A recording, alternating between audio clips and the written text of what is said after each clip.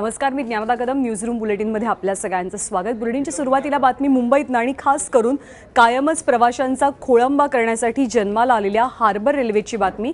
तब्बल 12 तास होत आलेले आहेत, परंतु 12 तास उलटून सुद्धा हार्बर लाईनवरचा खोळंबा काही केल्या संपलेला नाहीये, थांबलेला नाहीये.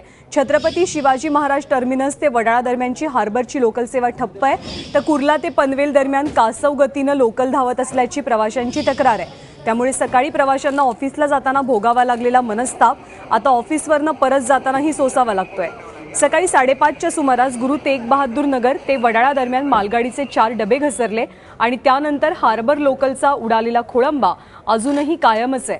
धक्कादायक बाब म्हणजे ज्या ठिकाणी अपघात घडलाय तिथे रेल्वे रुळाचा तुकडा आढळून आलाय. अपघातानंतर रेल्वे रूळ तुटला की रूळ तुटल्यामुळे अपघात घडला यावर भाष्य करायला रेल्वे अधिकारी तयार नाहीत. त्यामुळे हा घातपाताचा तर प्रकार नाही ना, अशी शंका आता उपस्थित होत आहे. आपण दृश्य पाहतोय, एका बाजूला स्थानकावरची दृश्य आहेत तर दुसऱ्या बाजूला नेमकं काय चित्र झालं, हा अपघात कसा घडला त्यावेळेचं चित्र आपल्याला पाहायला मिळतंय.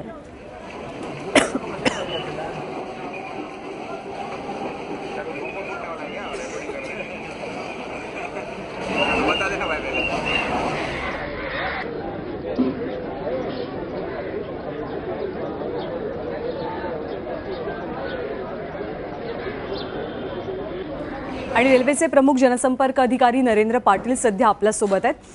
नरेंद्रजी, सध्याची काय परिस्थिती आहे आणि किती वेळ लागेल वाहतूक पूर्वपदावर येण्यासाठी?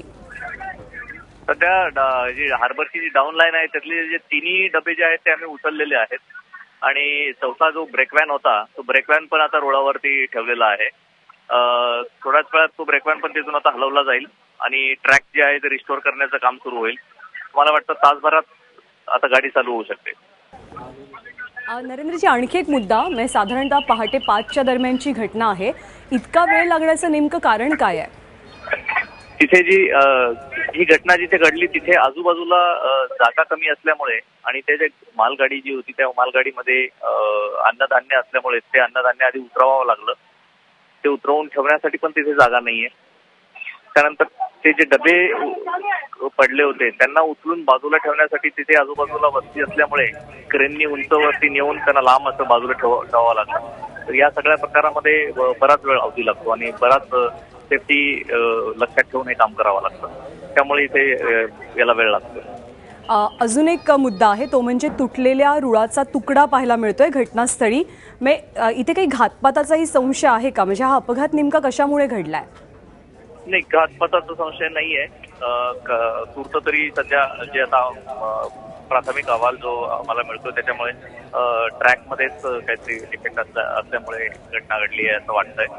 पण तरी आता जोपर्यंत पूर्ण चौकशी समितीची चौकशी अहवाल येत नाही तोपर्यंत निश्चित काही सांगता नाही.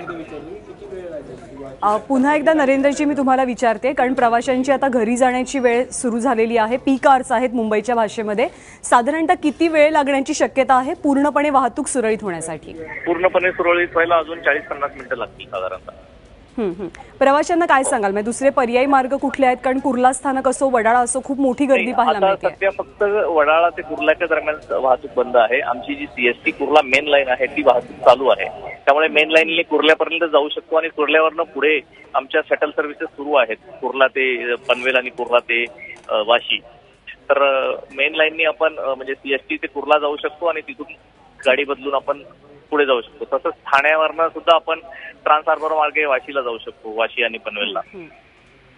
ठीक आहे नरेंद्रजी, खूप खूप धन्यवाद. आशा आहे की लवकरात लवकर प्रवाशांची ही गैरसोय दूर होईल आणि रेल्वे पूर्वपदावरती येईल. खूप खूप धन्यवाद एबीपी माझाशी संवाद साधल्याबद्दल. आणि माझे सहकारी संदीप रामदासी सुद्धा सध्या याच मार्गावरनं प्रवास करतायत. संदीप, तुम्ही सध्या कुठे आहात आणि काय चित्र पाहायला मिळत आहे? आता आपल्याला जे वाटत होतं की कुर्ल्यापासून हार्बर लाईन पनवेलकडे जाणारी, तिचं चित्र काय असेल तर कुर्ल्याचा जो ब्रिज आहे हार्बर कडचा तो पूर्णपणे नेहमी जशी गर्दी असते त्याच्यापेक्षा थोडीशी जास्त असेल कदाचित. पण गर्दीचं मुंबईकरांना फार नवल वाटत नाही. गर्दी तुफान आहे, फलाटावर जाईपर्यंतही गर्दी आहे. पण कुर्ला ते पनवेल ह्या सर्व्हिसेस चालू असल्यामुळं थोडासा दिलासा आहे. या गर्दीची सवय असल्यामुळं मुंबईकर लगेच त्याला आणि नवी मुंबईकर पण त्याला अडॉप्ट करून तो त्याची जागा मिळवतोय, त्या गर्दीमध्ये घुसतोय. त्या फलाटावरची गर्दी जी की दादर, कुर्ला आणि घाटकोपर, डोंबिवलीसाठीची नवीन नाहीये, तितकीच गर्दी आजही पाहायला मिळते. समाधानाची बाब ही आहे की कुर्ला ते पनवेल, कुर्ला ते वाशी अशा गाड्या सोडण्यात आल्यामुळं जो खूप मोठा सीएसटी कडनं मेनवरनं आलेला प्रवासी असताना त्याला जो काही त्रास सहन करावा लागला असता, त्याच्या त्रासामध्ये थोडासा दिलासा आता आहे असं आपल्याला मानता येईल या शटल सर्व्हिसेस सुरू असल्यामुळे. आपले काही सहकारी ट्रान्स हार्बरनं म्हणजे ठाणे मार्गाने पण जे गेलेले तर तिकडे पण त्यांना आपण असं म्हणू शकतो की त्यांचा प्रवासही सुखकर थोडाफार कम्पॅरेटिव्हली झाला आहे.